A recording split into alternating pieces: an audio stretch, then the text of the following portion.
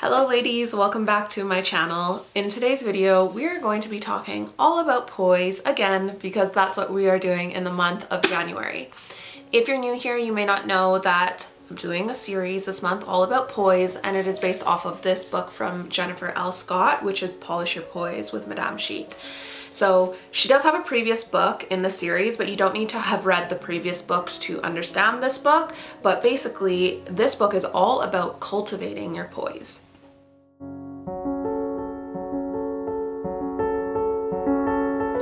So in the book, it says, 5 characteristics of poise is 1, confidence, feeling comfortable in your own skin, a genuine self-assurance. 2, composure, keeping a positive perspective while maintaining calm self-possession. 3, compassion, thinking of others and practicing selflessness. 4, presentation, appropriately and stylishly dressed with good posture. 5, present, poised people live passionately in the present moment. So when I read that, I like to ask myself, how can we go about feeling comfortable in our own skin? So for me personally, something that I'm convicted by at this moment in time is my physical health and my physical fitness. I have never weighed as much as I do now, and although it's not about the number on the scale, I know how I don't feel comfortable. And I think that's something that people don't really like to talk about because we live in a day and age where people say that you should be happy in the skin that you're in.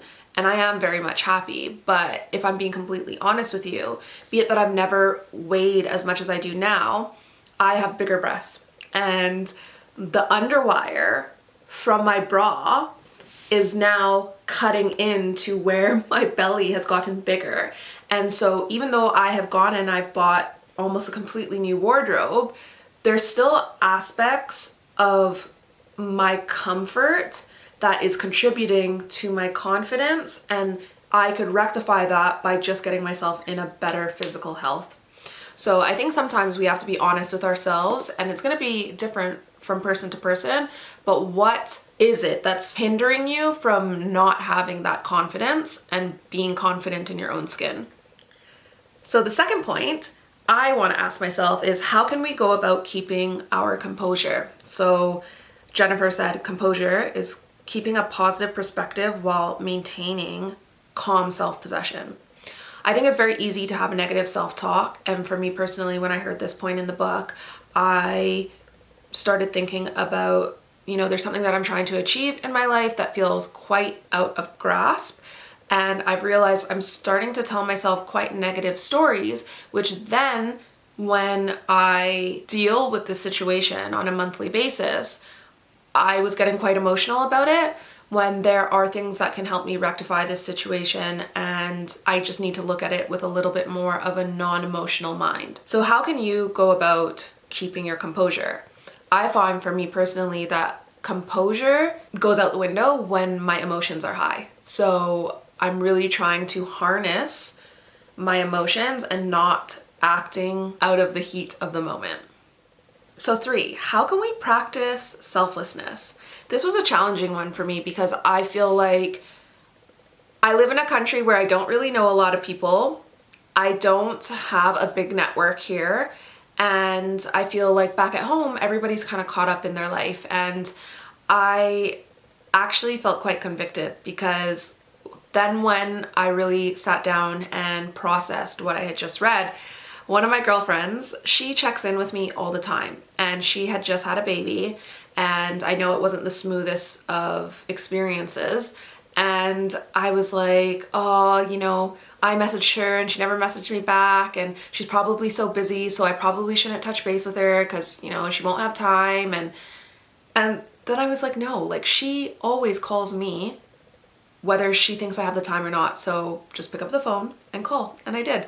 And I texted her and then she called me like the following day, and it just felt nice to practice that selflessness with somebody else when the thing that I am the most scarce with is my time, because I keep a pretty packed schedule. So how can you practice selflessness? Doesn't mean that you have to put something into your schedule, into your calendar that is going to remind you to check in with certain people. Only you will know the best way that you can do this. So number 4, I like to ask myself, how can we ensure that we present well? So for me personally, I recently threw out all of the bad clothes that had no place being in my wardrobe. And even though now on a morning, I'm like, if I didn't put out my clothes the night before, it's a little bit stressful. It's now making me make sure that I know what I'm gonna wear before and I have that planning that went ahead of schedule. Last but not least, how can we practice being present? I think it's very easy to say, oh, don't have the phones in the bed, or oh, don't have the computers in the bed, but I feel like everybody that gives that as a point, you often hear them say, I'm sliding on it a little bit. Now, I don't think that that means that we shouldn't try to do that at all. Of course we should. However, I think that being present is so much more than having your phone in the bedroom. I think if you are somebody that is challenged with being intimate in the bedroom and having that space, then yeah, of course, maybe don't keep your phone in the bedroom. But for me personally, one of the things that I am very intentional with is not having my phone out when I'm with a group of people. I find because I do content creation for a living, people can often judge me if my phone's out, even though the rest of the room has their phone out. But equally, if I wouldn't give someone my full attention when I'm out with them and I need to have my phone on the side, I probably shouldn't be out with them in the first place. So that's something that I'm trying to be intentional with. Yes, my phone, but being present with people, not just when I'm in the bedroom. Other people outside the bedroom matter too. So wrapping this video up, I thought we could go over 5 things that are poised and not so poised. And if you read this book, you'll definitely know what I'm referring to. So one of the ways that you can go about practicing your poise is your posture. So obviously you can't see it this way, so I'm going to turn my body to the side like this. But you can see that I've got my shoulders back and I'm sitting pretty upright. But if I go like this, which is the way a lot of us sit, that is not going to be very poised. Now, another way we can cultivate our poise is by looking directly into someone's eyes when they are talking to you. Have you ever experienced that when someone is just looking down when they're talking to you and you can't gain any eye contact from them? That is one quick way that we can cultivate our poise without people really realizing we're working on it. Another very easy way that you can cultivate your poise is by not oversharing. I think it's very easy, especially when you have an intimate relationship with somebody. Maybe it's your best friend, maybe, it's a coworker. You can very easily overshare, and it's not really a poised thing to do. So I challenge you to not air your dirty laundry on Facebook and maybe keep certain things to yourself or even just your partner. Not everything needs to be shared with a bestie or BFF or your Facebook friends and family. Another way that we can practice and cultivate our poise is by leaving the reality shows alone and seeking out the arts. I have been loving exploring different museums in England. They're free. Most of them are free. Why wouldn't you, especially if you're on this side of the world, start checking out museums and expanding your horizon to some of the beautiful art that is out there.